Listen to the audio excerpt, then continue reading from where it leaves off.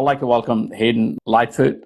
Hayden, you and I, we met kind of accidentally, kind of sort of. I was working in a pace booth at the Houston Marathon, and you're coming by and I'm looking for a 2:35 pacer. I was like, is this guy serious? Is he looking for a half marathon? And I was looking for a half. Then I said no, for the full. For a second, I was thinking you're not serious person, and then the person you're with, I don't know, he was a coach, your friend, whoever he was, he started telling, and then you guys left. Then I said, hey, let me chase him down, and really, if it's serious. And then more I talked, I found out that you're really a serious runner, and you did do what you said you will do. You were looking for a 2:35 pacer. You want to do sub 2:35, and you did sub 2:34 something. So that's excellent work. Before we really get on this, tell me about your recovery. How was your recovery? For a fast runner like you, how was your recovery? So I had a couple of days off. I ran a couple miles on Thursday, ran a day. Pretty much taken off. Back in tomorrow, and I really try to focus on sleep as priority through recovery. Probably the most important thing. But you guys had a snow as well, so snow kind of yeah. It's just like a once in every 20 years you get a snow in Houston, I think. We got more snow in this area than what has been since 1895. 1895. Wow. It's 100 years, more than 1890. That's more than 100 years. When I was coming there, I'm from Birmingham area, and so I was coming in. I was going to stay Sunday night and then leave on Monday. My host, I was staying with a friend of mine who used to be a Birmingham runner. He said, "Hey, Simon, you need to get out of here. The snow's coming. Don't even." Then I called United, and they quickly changed my flight. That was good, and I'm glad I didn't wait till see that 100 whatever 50 year 100 more than 100 year worth years what do you call event at your city. So your recovery is going well. That means yeah. So tell me about are you always a runner, or did you start late in life? I mean, is it an accident? I found running later in my life, but how did you discover running? So let's talk about that a little. So, I was kind of starting a health journey about 3.5 years ago, coming up on 4, and I decided, my brother was a runner. You should give running a try. I was like, I'll never run a day in my life, and I started out. I'll try to run 1/4 of a mile. I'd go out and run one lap around the track, and I was dead for the rest of the day. It took me out, and then I finally realized that you don't always just go out and run as fast as you can when you're trying to start running. Right in the wrong way to start running. I was definitely one of the ones who started the wrong way. I got to where I ran my 5, then I ran a marathon, and then I ran a marathon. So what was your half marathon like? So it's 3 years. It's just been 3 years, sounds like, correct? So wow. 2020, coming up on 4 years. Wow. So that's really fast. You always has that. That's what I'd say when I started running. I didn't know how fast I could go and how slow I could go. And then as I'm running, everybody's, hey, you did good. And looking back, I did do good. I mean, you had this in your body. You never ran it, and you started I mean, really for you're very young still, but for me, it's late in life. But that muscle's fast twitch muscle, it's there and been there. So definitely. So what is your fastest time for your half? So I've run 15:02 half. What was it, 1:15? Mm-hmm. Yeah, wow. Here at the Houston, or what did you run that one? I ran that at BMW Dallas in December 20. About Houston. I like to do Dallas half, just kind of as final tune-up race, see where I'm at. So I ran it about a month ago. Definitely. Yeah, I have done in Dallas. That's a kind of hilly course. I don't know how far where the half goes. Maybe for a full marathon, when you go around that white rock lake, I think that's what they call it, correct? Around that, yeah. So that's kind of hilly course. So definitely. So tell me, it's very intriguing for me to kind of understand the psychology or however you're doing to coming out and being non-runner to now you're now just in Houston you did 234. What is that? 234.16. Is that what that's? 53. Yeah, that's really cutting in 235. So that is wow. So tell me this goal you have. I saw you when you come in for a second. I knew you were. I didn't know you. So that's sorry about that. But after what the guy said, he's a really fast runner. So tell me this focus mentality you had. I know you said you ran Chicago through 238 when we talked, but coming here, this focus mentality. Tell me, what did it take you? What kind of training did you put it in? I always recommend getting a coach. Cal Neff, one of our huge local guys. Me and him have been working together kind of over the past 3 years.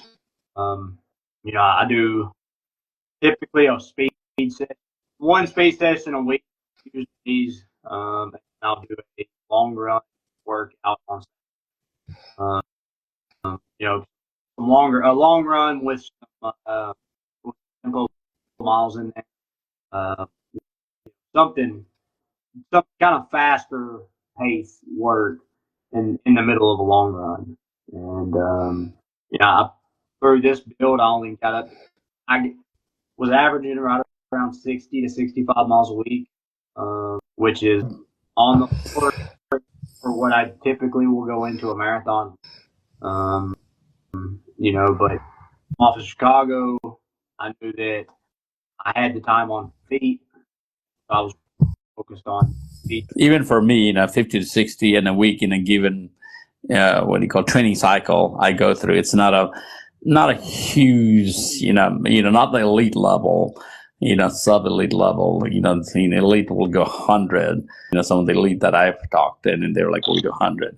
So even with that level, you're able to do, almost, 230, you're up there, your level of speed is way out there.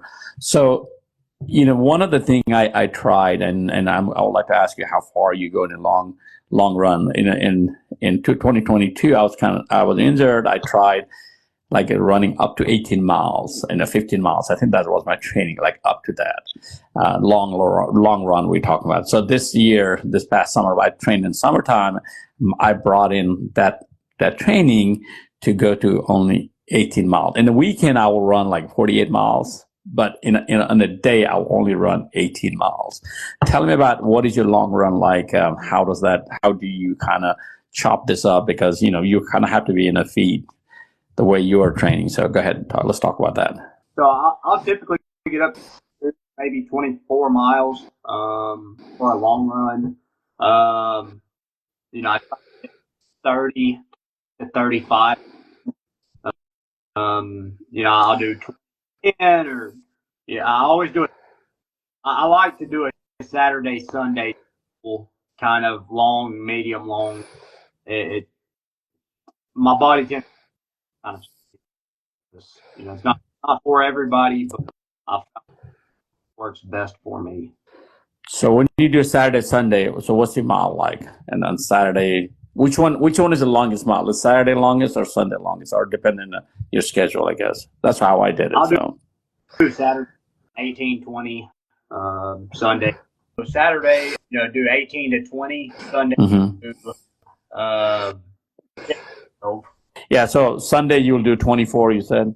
Yeah. Saturday is my longest run. Got you. Saturday, okay. So one of the week. So on your speed training, do you do speed training once a week, or how does that work? So I'll typically do a Tuesday track session, Saturday long run, some speed work.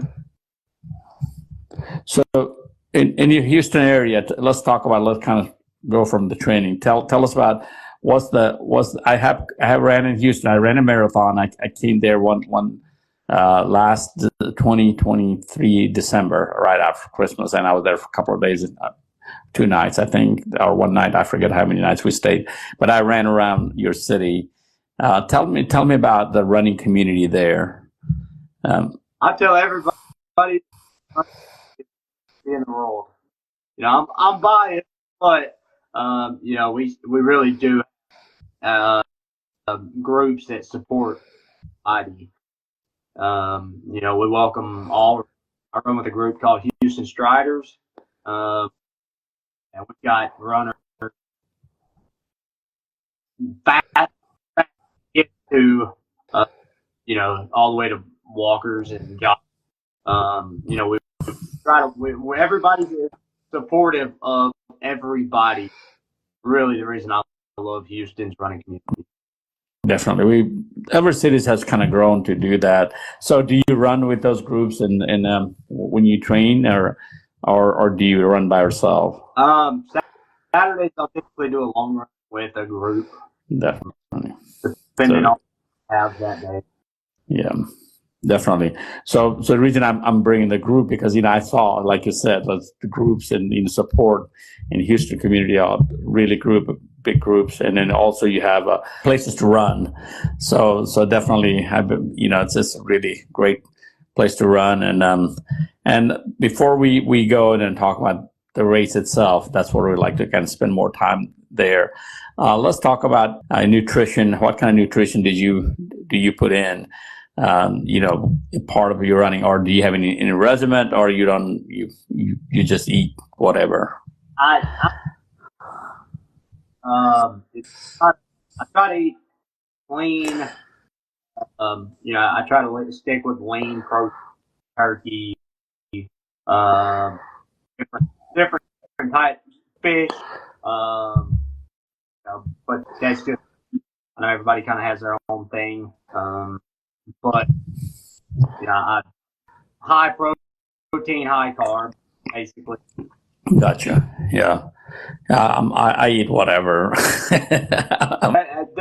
That's pretty much the same.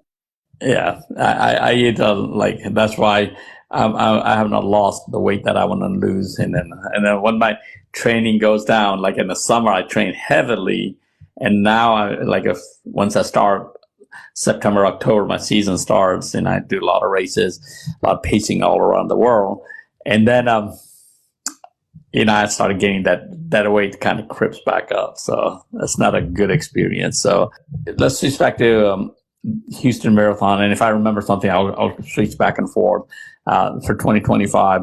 Is this the first time you ran this Houston Marathon, or have you run this before? I've run this. Fourth time. Okay. So definitely you knew the course. For me, it's the first time. So the course. Yeah, even though sometimes people are local, they haven't run the full marathon, sometimes there's half and stuff. I know you'd mentioned about Chicago, so I was not sure. So tell me about the start. It was really cold. It was windy. I don't know. I'm sure you were in the corral up there. We were way in the back, and it was really cold. Were you bundled up? Meaning, in that corral, were you bundled up? I had garbage can line. I had on underneath my gloves. I was bundled. He's gonna get. I'm losing him on and off. I don't know if it has to do with the connection or whatever. But we were just talking about we just talked about Hayden's his training plans. But we were just talking about that morning. The marathon morning, how that marathon morning looked like. It was cold, windy, chilly. So even in the front, was it really, really cold? It was cold. Yeah, it was cold. We got out pretty quick, but it was definitely cold. Yeah, we started about almost 8:00. Yeah, we started right at 6:55. I think I crossed the line 10 seconds after the gun went off. By the way, you're sounding much, much better. Awesome. So yeah, it's good that we're like kind of right there at the main part of the, what we want to talk. Tell us about, you train hard. We talked about that. I don't know how much you guys, audience could hear us because we were having some audio issue, but tell us about how was, just kind of give us some preview of the miles, the splits, the way what was your plan coming to the race? We talked about running, but let's talk about really kind of focus, because even though you're going this fast, but I want my audience, it doesn't matter the speed. Speed is just relative.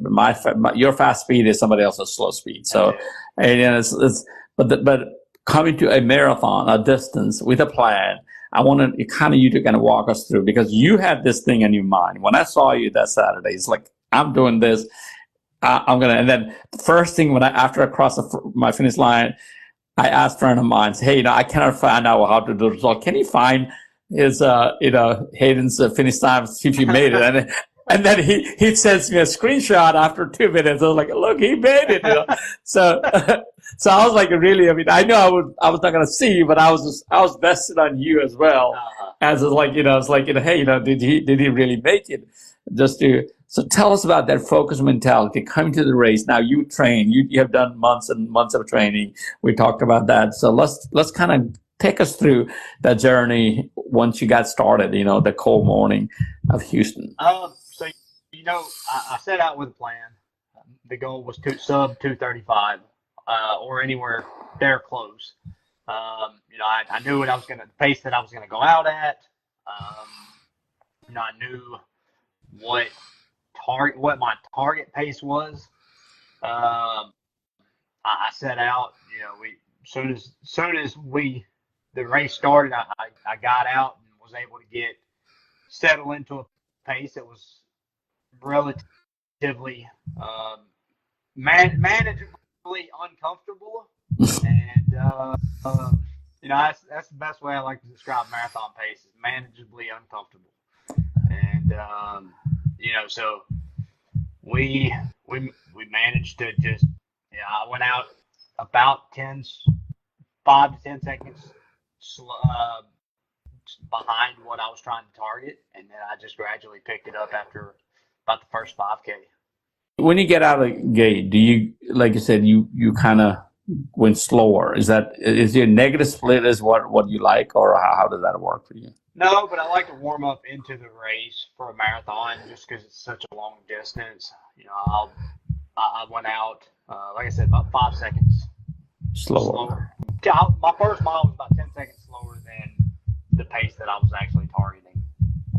And the distance itself is so long that you can make up those if you are kind of planning this correctly. You can save seconds on the front end and cost you minutes on the back end, or you can go out smart and run a decent race. I like that you're saying. So save seconds. What is that? Go fast and save seconds on the front half and cost you minutes on the back half. I love that. Yeah, never. I'm kind of opposite on that one. I'll just like go fast and then just see if I can hang on. I don't race anymore. I'm a pacer, so I cannot make that. I have to have a certain pace, and we cannot go. Like, we have speed limit, so we have to follow our speed limit. But when I race, I'm just like, just go for it. So your first 5K, did you get warmed up in the first? I think it took me about 4 miles to get rid of my first layer. I was in a singlet and shorts by the time that we started. I had taken everything off before the race, and I had a beanie and gloves on. But other than that, I had a singlet and shorts, no arm sleeves or nothing. You're all vested. Yeah, I've done that one. I think it was the Huntsville Marathon, very long time ago. I was like, I want to go really, very light. I was like, I have nothing. So it's good, when you're running fast. I was running fast. About mile 20 or something, I crashed, and then it was just a miserably cold. I was like, I cannot take this anymore. I was really came blue, and I was really cold when I finished. Maybe the last 6 miles, wind was blowing, and so it's good that you were able to keep up with it. So when you do this fast, Do you have your own water stop? How does the water stops work for you? I typically will carry a bottle. Gotcha. I always relied on aid stations. I don't drink Gatorade on the course, but I'll typically carry my own water just so that I don't have to mess with trying to pull off at the aid stations. Gotcha. So you just refill whenever you go down. If it's for a race like Houston, I didn't even go through a whole bottle of water. Sure, because of the weather itself was, yeah. So but for us, we're not running that fast. When we're behind, I make sure that we drink every water stop or either water, Gatorade. So usually, those of you listening, if you have a water stop you have to go through, we usually what I would like to do is water one aid station, next station is Gatorade, or just alternate. And if you end up eating, getting the energy gel, I usually like to take it before the water stop and drink water with it. So did you take any energy gel? Because there's several places they had energy gel. I do. Do you carry your own, or? I carry my own. I have a specific brand that I work with, a brand called Never Second. They're they're a newer brand, but they've got electrolytes in them. So I get enough sodium, super easy on the stomach. I get enough electrolytes through my gels that I don't have to really worry about drinking on-course Gatorade. Got you. Yeah, usually I don't carry. And how often do you take? How many did you carry? How many do you have? Like 5, 6, or? I'm a pretty gel heavy athlete. Okay. I took 1 before and I took 7 during, 8 for the race. 8 for the race. So that's a lot for me, but I take them about every 5K, which is about every 18 to 19 minutes. Got you. And assume you didn't drink any, alcohol, beer, whiskey. No, that's you don't even know. None of that. When you come in the back like me, I'm like, hey, party on the. I've done it. I've been there, but not this year. Yeah, I had a lookout. I had like a couple of people in my group said, you guys are my spotter for, finding the beers and, whiskey. They're like a couple of places we missed, like, guys, we gotta do these things, But yeah, I had a mimosa, beer, whiskey, Fireball, beer. Awesome. Yeah, so definitely towards that last mile when you come in, we can talk about that a little bit. There were a lot more at the end, and I think that's a lot of run clubs were there. But let's not go that far. I want to kind of break this miles down. Houston's very flat. Some of you, a lot of you are listening. If you have never run Houston, it's a very flat course. Tell us about how did you manage? Because for me, I had to make sure that so often I had to tell my athlete, we were running with the runners, hey, let's change the stride. We walked in the water stop a lot. So just to kind of change that stride as well. But even when we're running, every 5 miles, I like to do things. And then, I call it body check. We, shake our hand, do this. And at the same time, I tell them, hey, we change the stride. For Houston, I got to keep doing because the course is so flat. So tell us about how did you manage, a flat course, like Houston, Chicago is pretty flat, so how did you manage those? I live in Houston, so we run flats pretty much all the time. And yeah. So training is, so no different than training. But, for a flat race, it's, you do have to, you've got to, like you're saying, you got to do body checks. And, I'll run, I'll throw my shoulders, I'll throw my arms to kind of loosen my shoulders a little bit. I'll try to throw a different stride every once in a while. But, at that, once you're settled in at a pace, you're kind of just clicking off 1 kilometer and after another, and you're looking for the kilometer signs or mile signs. And I always like running I run by miles, but I like seeing the kilometers because they come so much more often. Yeah, you gotta run some of those European races, so they're all kilometer. Like I'm about to go to Rome, and that's the Berlin and Rome. Those things, those two races I pace, and they're all kilometer based. And still, the thing is that as an American runner coming from here, the mile runner, I still go with the mile, even though some races they have like every 5 miles. It's like you have 5 kilometer. They have every 5 mile they have signs. So like I think Berlin does that. I don't know if it's wrong, but still I still use the mile as my kind of barometer to, so to see how fast I'm going. Just not. I still had to go the kilometer. I still go through my split. I had to look at the kilometer. So Houston does have some hill. It's not a hill. There's some hill. Let's kind of go through halfway that mile 12. Past mile 12 aid station. That's the first time I realized people are talking about. That's a decent climb, correct, for you guys? We go over a bridge. I don't know how high it is, but it's definitely a decent climb. It's not a super long bridge, but it is. It's definitely there, and it's steep enough that you notice it. Yeah, you can feel those. That was how kind of we're in a decent pace that we just run walk that section, and there's a couple of things comes later. When I run, take my pacing group, I call it 18 to 21, like a magic mile. So it's just because the magic of marathon happens because everything's supposed to break and breaks there. So tell us about kind of, I'm jumping a little ahead, but definitely I just want to, for your speed, and we kind of want to focus because you ran 2:34. What is the speed? 5:55. 5:55, sub 6. Whoa! I can't even. I think I told you that I can't even ride a bicycle that fast. So forget about running. But yeah, 5:55. You're running that fast. Come into that area now. First, how do you prepare to get through the wall? So I'll say I'll go through my magic miles. I know I'm not everybody's, but kind of 18 to 21, where you get the wall coming mile 20.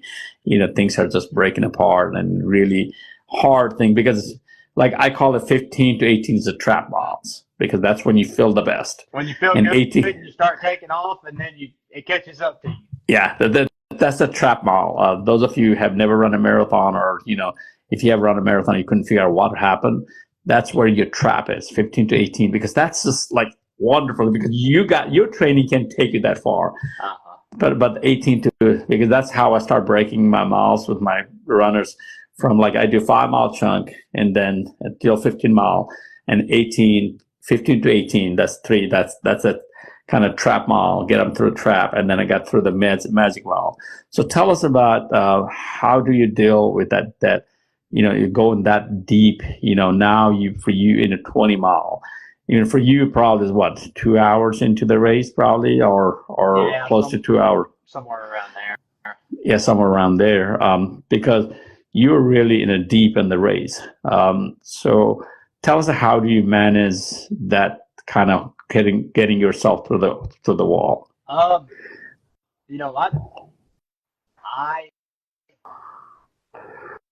whenever I've hit the wall, I've never been able to power through it. But it's been I've knock on wood, I've had some good races lately that I've kind of, I say I can't power. I've been able to power, not been able to power through it, but this race I felt pretty good until about mile 21, and then I kind of noticed that I was coming apart, but at that point you got 5 miles left. So there you go. It's all about strong positive talk. We can do this. We've got 5 miles left. If I give up now, it isn't good to make it to this point. But I feed off the crowd of it. the energy of the crowd. Definitely. And that's which 21 through 23 in Houston is kind of an area where there's the hills, rolling hills. Yeah. Mm-hmm. We got that's later in the race, but we've got some hills there too, and it kind of does get a bit lonely along the first section of our road, Allen Parkway. Yeah. But I mean, powering through that wall it's tough, and it definitely, if you hit it, it is hard to get through. Well, yeah. So something you kind of said, like you talk to yourself, and do you have time to talk to? I mean, you're running that fast in sub 6. Do you still have time to talk to yourself and kind of motivate or inspire yourself, or just get on yourself and say, hey, definitely got negative talk there, so I've got to fight it with positive talk. I'm telling myself, it's okay. We can just walk for a quarter of a mile, but I know as soon as I stop, I'm not going to get back on, and that's everything right there. That's end game there. So yeah. I mean, I do run walk.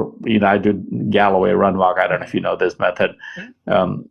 For us, that's what we do throughout the race. I just did Disney week before Houston, and then I was pacing Galloway method. I don't pace except Disney. I don't pace Galloway method, but that's what we required, and definitely it's really helpful. And then they have different methods, even for fast runner like you. They have method for those. You just go walk 15 seconds, 10 seconds, 5 seconds. They talk about it. It just helps you, like especially those miles we talk about now, past 21 mile, where you did everything possible to get there, and then that how to get through. So definitely for me, what I do is with my group is just say, hey, have you ever run 5 miles? And then I'm like, yeah. It's easy to kind of get them through those. Get them through that. I had I usually have a big group coming through all the way to mile 21. Even Houston, I had Disney and a lot of races. I have a big group when I'm all the way to mile 21, and that's usually what I try to do. And then try to get either push them ahead or they fall back.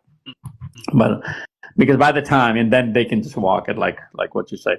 So tell us about that hill area and in Houston. How did you manage? Did you have any extra time? Because running through the flat, now you got to go through that. There's a couple of bumps we got to go through. And for Houston, it's a decent bump. And for me, it's I come from Birmingham, we got a bigger hill than that, but for you guys, it's pretty decent. I mean, even for me, it's like I make sure that I walk that area as well. Tell us how did you manage that area and that speed that you were running? So I've run the race. I know to expect that area. It definitely did slow me down a little bit. Probably not because of the hills, but because I was at the end of the race and I was already having a tough time. Gotcha. But I was, we know what to expect, and we know it's there. We know that we've got to hit it. We've got to get through it. You tackle the downhills and you just try to work your way up on the uphills. I don't fight hills. Because I know at the end of the hill, whether it goes down or up first, it's going to even out. The pace is going to come out to be the same. I'm not going to try to run faster uphill to hold on to that set pace number. I would rather run, and run by effort through those areas and, get on the other side of the hill with the same pace versus trying to run faster downhill and then run faster uphill too. Then you get burned.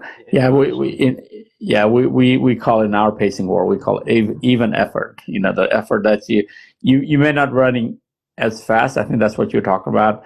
Your pace may have a drop like 6:30 maybe, but in the other side of that hill, and you know that hill is not that long, maybe 0.1, 0.2 miles. So this, and then other end you can go 5:30 and other side. So definitely that works.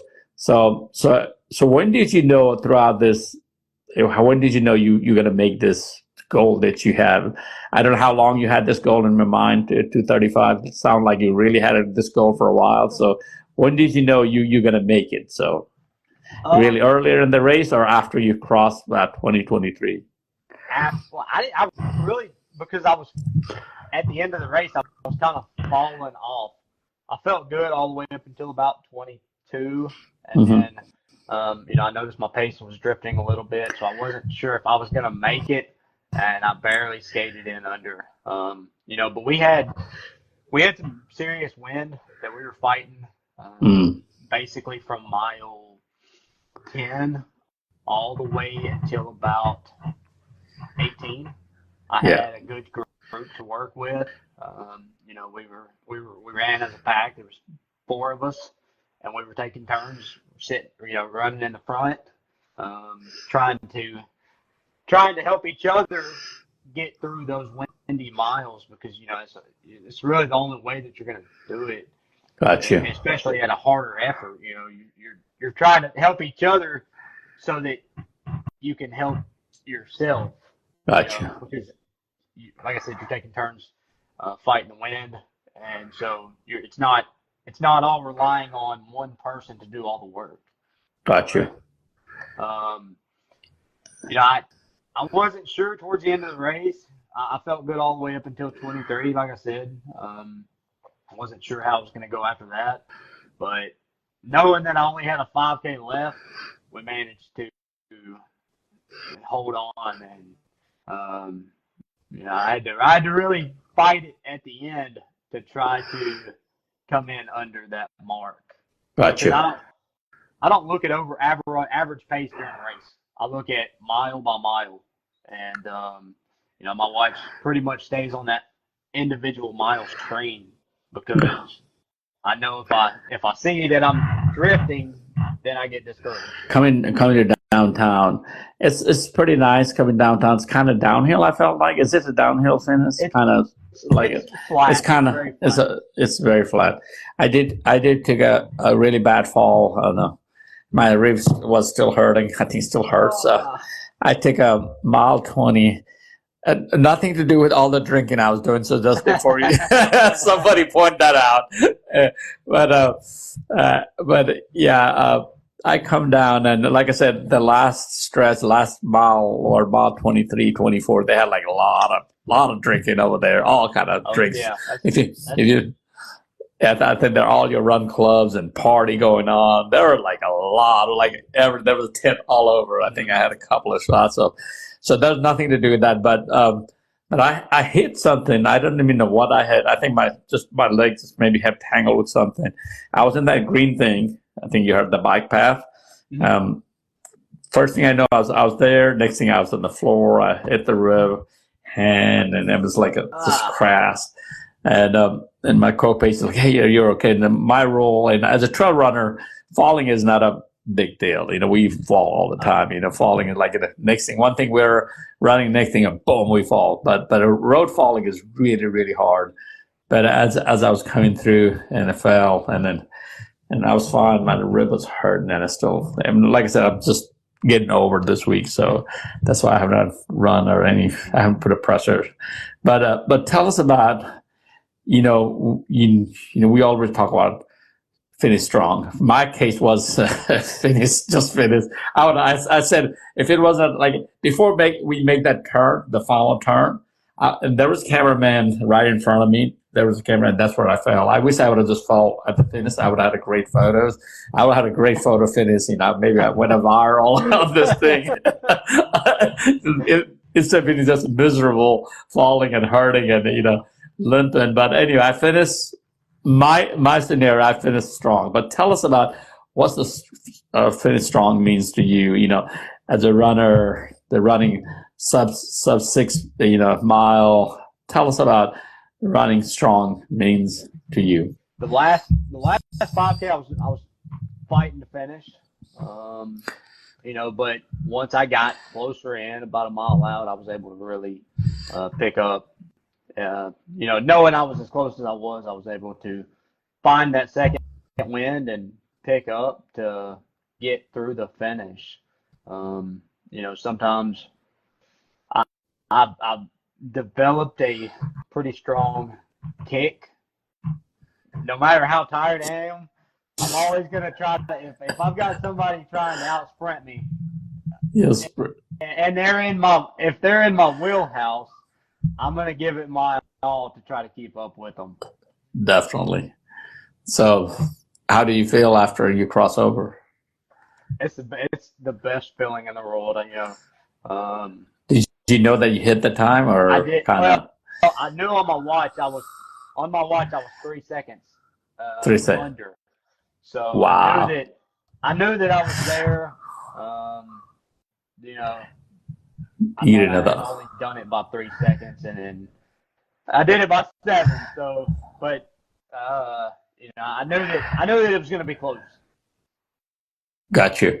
So what's the immediate recovery like for you once you finish? I know we got a long walk, not long, but the walk inside the convention center, really beautiful. I love that finish, go inside, warm, breakfast, and, so have you. I did get my massage because there was a massage for a marathoner.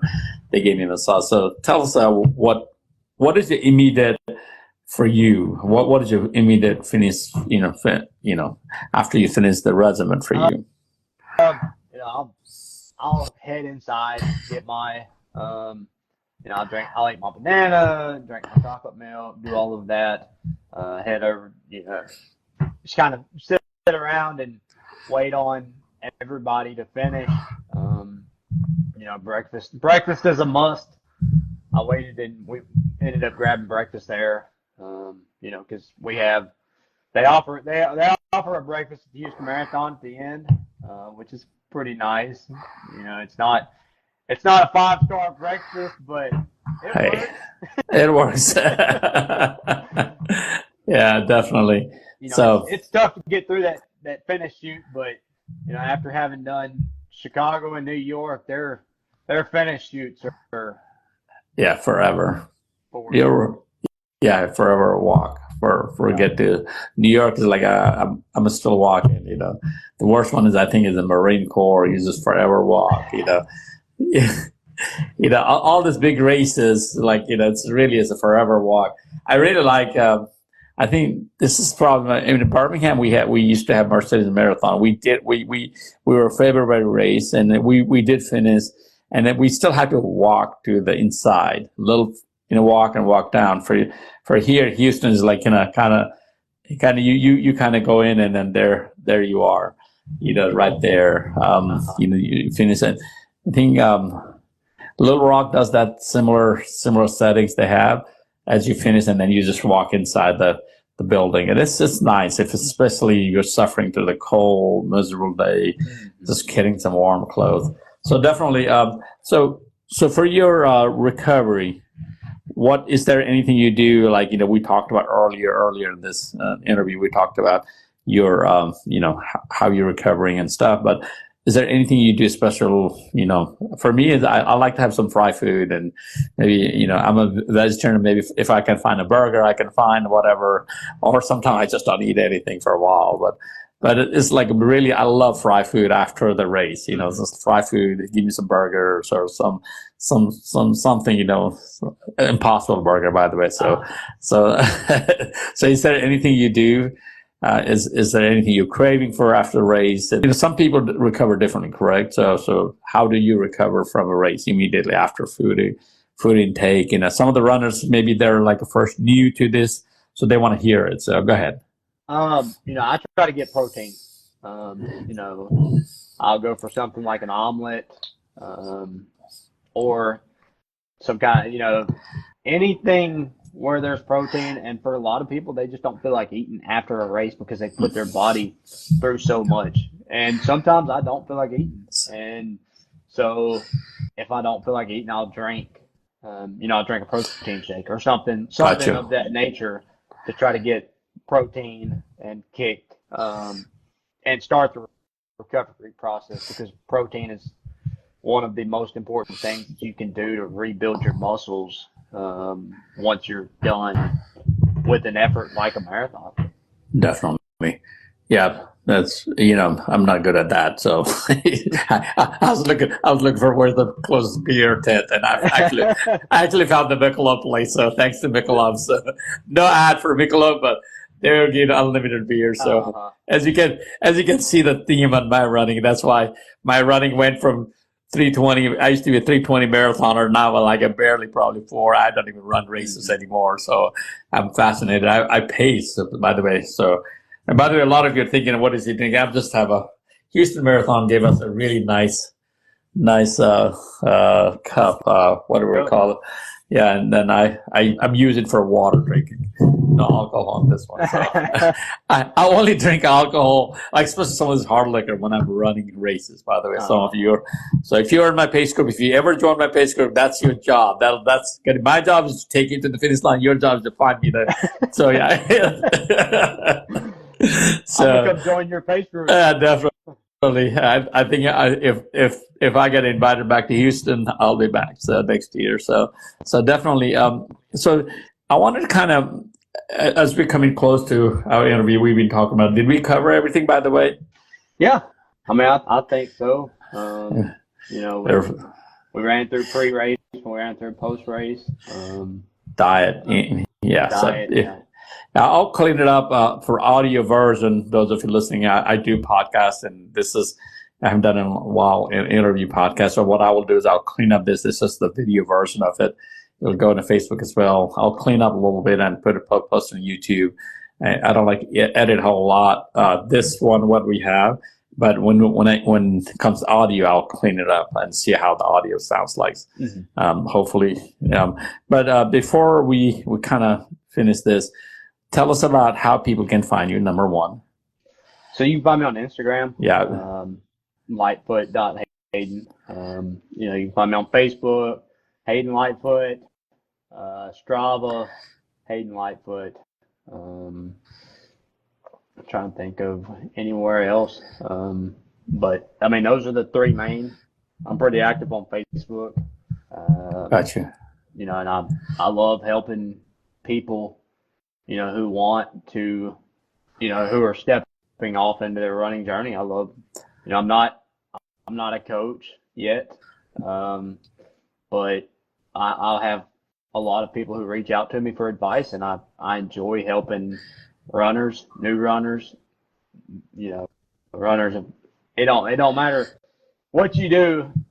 I've gotten where I am because of the help of others. So I know how it is. And not long ago, I was a new runner, and That's right.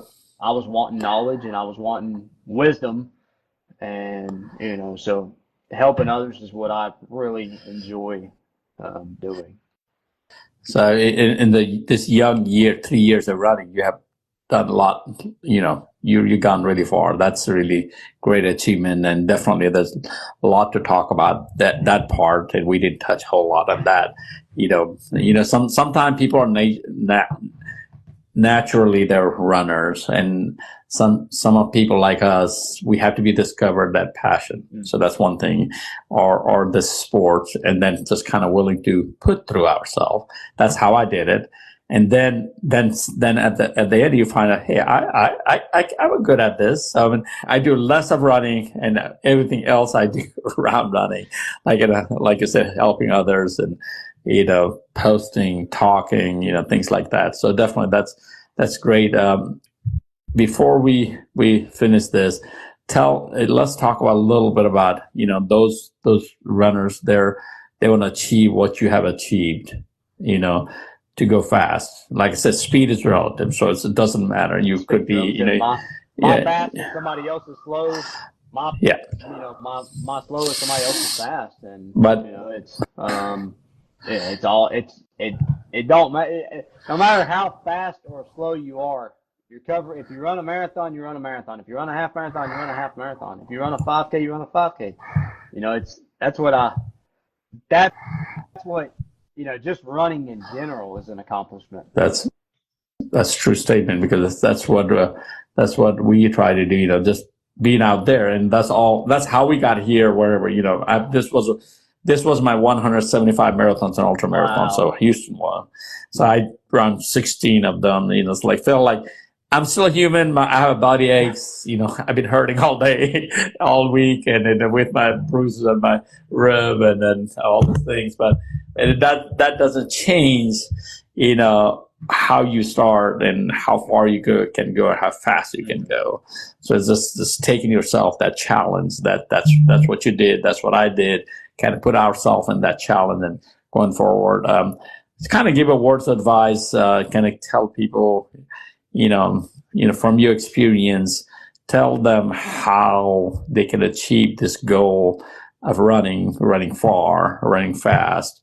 Whatever the fast that means, but running far is whatever the far. For 5K, 10K is far. For a half marathon, if you run a half marathon is far. So, for a marathon, 100 miles is far. So things like that. But let's kind of give us some words of advice, and let's kind of tell what people should focus on, and so that way they can achieve a goal that they're shooting for, like you did. You were really focused. Like I said back again, that time when I met you, I have never seen somebody come and say, I will do this, and it'll happen. So it's usually people falter, then we have a story like, hey, I could do it.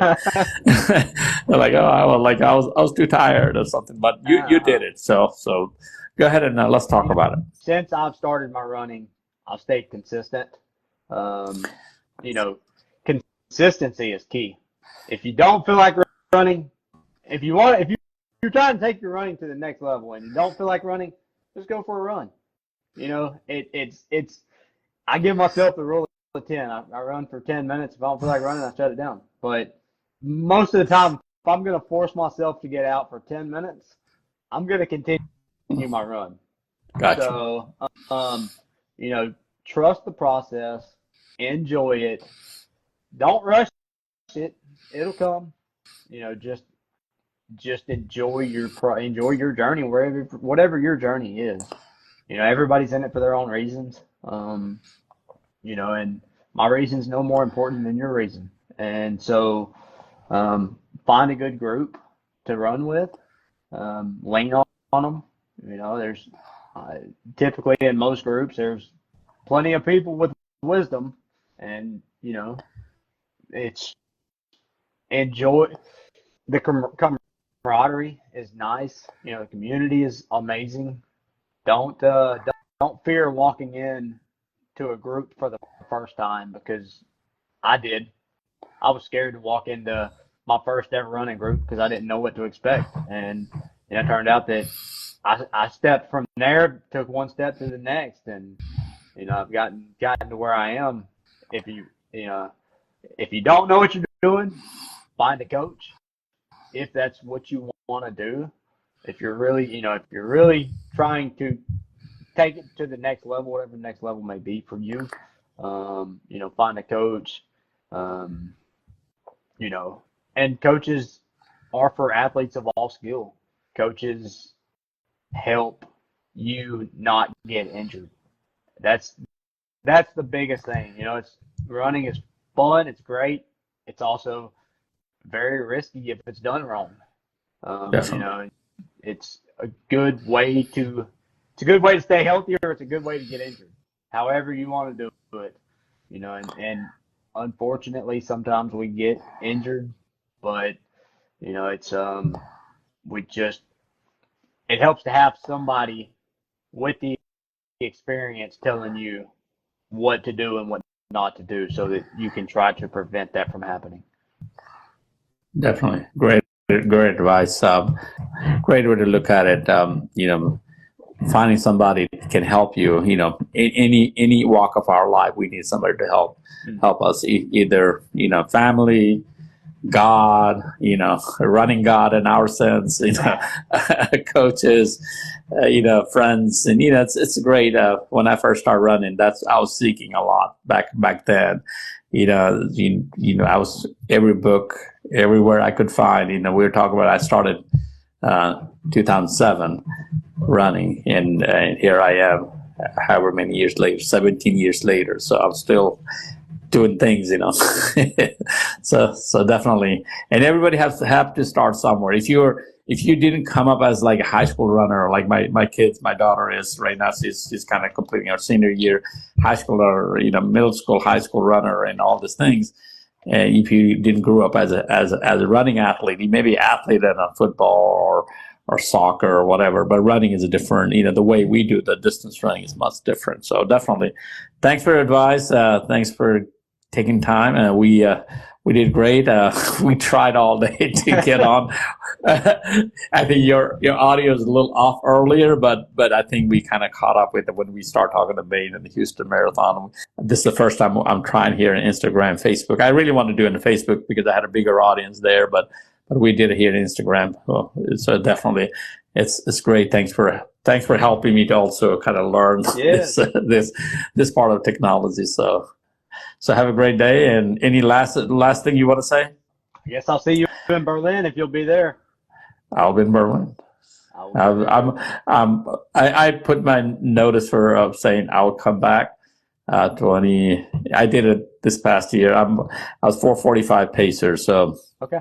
I have a little trick in Berlin, but that's a separate story. But for now, I told him that I'll be there. So see you in Berlin. See you in Berlin. Yes, sir. Thank you. Thank you.